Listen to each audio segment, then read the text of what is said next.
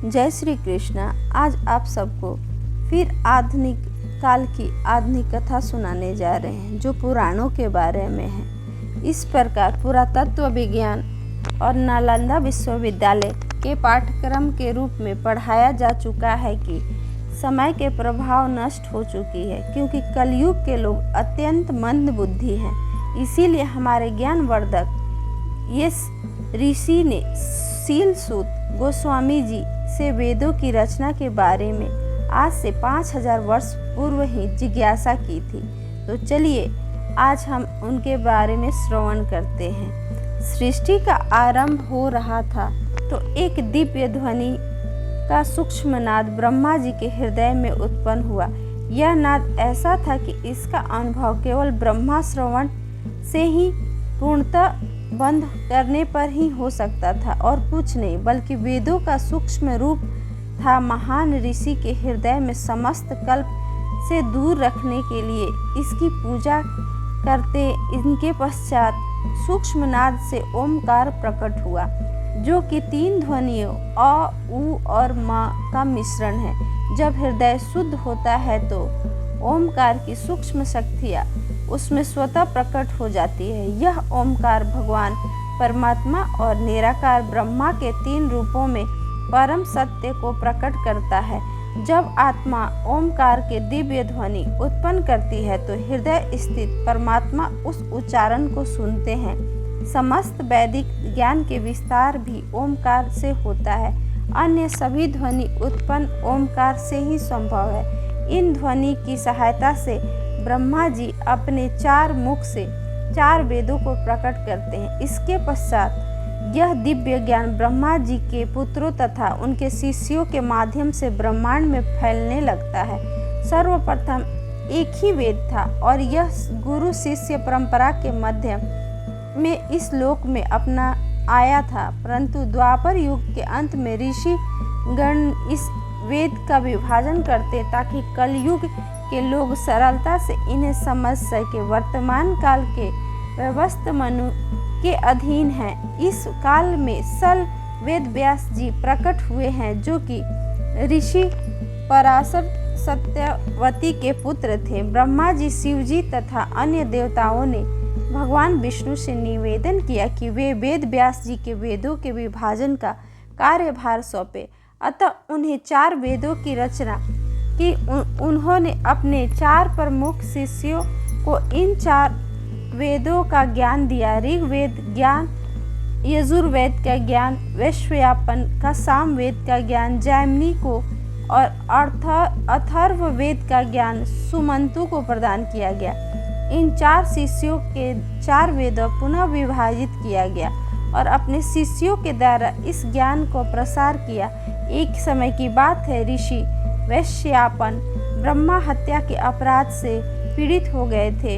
उनके शिष्यों ने सोचा कि क्यों न अपने गुरु को इस अपराध से मुक्त करने के लिए कठोर व्रत का पालन किया जाए। सर्वसम्मति से सभी शिष्य ने अपने गुरु की सेवा में कठोर तपस्या करना प्रारंभ कर दिया, परंतु उनके एक शिष्य याज्ञवल्क्य ने उन शिष्यों का उपहास करते हुए कहा कि हे गुरुवर, ये शिष्य कितने दुर्बल हैं कि इनका यह नन्हा प्रयास भला किस काम का है। अपने प्रयास आपको ब्रह्मा हत्या से अपराध से मुक्त नहीं कर पाएंगे, लेकिन चिंता ना करें, मैं एक विशेष तप करके आपको इस अपराध से बचा लूँगा।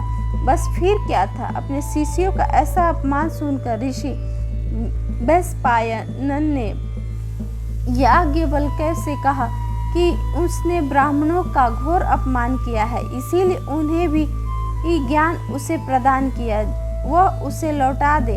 अपने गुरु की बात मानते हुए याज्ञवल्क्य ने उल्टी करते हुए यजुर्वेद के सभी मंत्रों को अपने मुख से उगल दिया। तत्पश्चात वहां से चले गए। यजुर्वेद के उन मंत्रों को बिखरा हुआ देखकर अन्य शिष्यों के मन में लालच उत्पन्न हुआ और उन सब ने पक्षियों का रूप धारण कर लिया और उन मंत्रों का चुंग लिया। यजुर्वेद के कुछ ऐसे गोए मंत्र भी थे जिनका ज्ञान ऋषि वैशंपायन ने अपने शिष्यों को प्रदान किया था।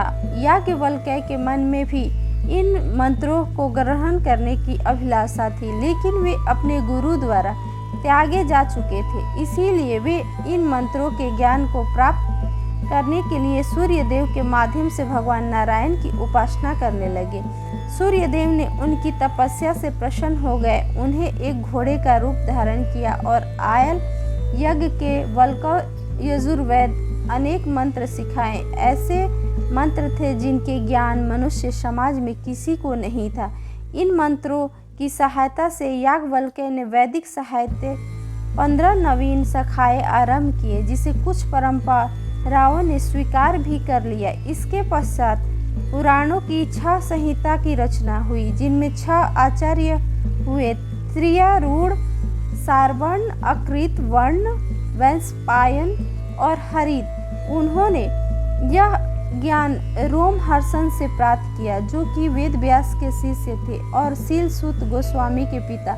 आगे चलकर सुत गोस्वामी इन सभी 6 आचार्यों से पुराणों का ज्ञान और अध्ययन करते हुए पुराणों में जिन 10 विषयों का वर्णन किया जाता है वे इस प्रकार है कि ब्रह्मांड की सृष्टि, उसके पश्चात विभिन्न प्राणी तथा लोकों की सृष्टि, प्राणियों की पालन पोषण तथा रक्षण, मनु का ही शासन, महान राजाओं के वंश और उनके कार्यकाल, प्रलय, जीवात्मा का इस भौतिक जगत बंधन कारण और परम आश्रय से जो पुराण इन सभी 10 विषयों पर चर्चा करते हैं उन्हें नाम ब्रह्म पुराण, पद्म पुराण, ये सब 18 पुराण जैसे विष्णु पुराण, शिव पुराण, पुराण लिंग, गरुड़ पुराण, नारद पुराण, भागवत पुराण, अग्नि पुराण, स्कंद पुराण, भविष्य पुराण, वैवर्त पुराण, मार्कंडेय पुराण, वामन पुराण और वाराह पुराण, मत्स्य पुराण, कूर्म पुराण, ब्रह्मांड पुराण। जो पुराण केवल 5 ही विषयों की चर्चा करते हैं उन्हें गौड़ पुराण भी कहते हैं। चलिए अब हम श्रवण करते हैं कि 10 विषयों के बारे में। जब प्रकृति के गुणों को अव्यक्त का मिश्रण होता है तो उसमें उत्पन्न तत्व सृष्टि आरंभ हो जाती है, इसे सर्ग कहते हैं। जब इसमें जीव भौतिक इच्छाएं मिश्रित होती है तब गौण सृष्टि होती है और विभिन्न स्वरूपों में प्राणी जन्म लेते हैं, विसर्ग कहते हैं। तब चेतन प्राणी जड़ प्राणियों पर निर्वाह करते तो इसका पोषण अथवा वृत्ति कहते हैं। भगवान विभिन्न रूपों में अवतार लेकर संस्कृति के शत्रुओं का नाश करते हैं, जीव की रक्षा करते हैं। प्रत्येक मनवंतर में भगवान हरि अपना विस्तार करके मनवंतर के शासक मनु, देवतागण, मनु पुत्र इंद्र, महर्षि गण अंसा अवतारों के रूप में प्रकट होते हैं। राजवंशों की उत्पत्ति भगवान ब्रह्मा से होती है और वे तीनों कालों में फैल जाते हैं। इसके पश्चात ब्रह्मा जी एक दिन अथवा जीवन काल समाप्त होने पर प्रलय आती है। भगवान ने सृष्टि का निर्माण जीव की भोग इच्छाओं को पूर्ण करने के लिए किया है। पर ब्रह्मा ही परम आश्रय है, जिसका मिट्टी से बनी किसी भी वस्तु का अस्तित्व मिट्टी में ही है। उसी प्रकार विभिन्न शरीरों में ही एक परम सत्य उपस्थित है और वही सब वस्तुओं का स्रोत है। हमें आशा है कि आपको यह वीडियो अच्छा लगी है। अगर यह अच्छी लगी हो तो लाइक, सब्सक्राइब और शेयर ज़रूर से करें। थैंक यू, धन्यवाद।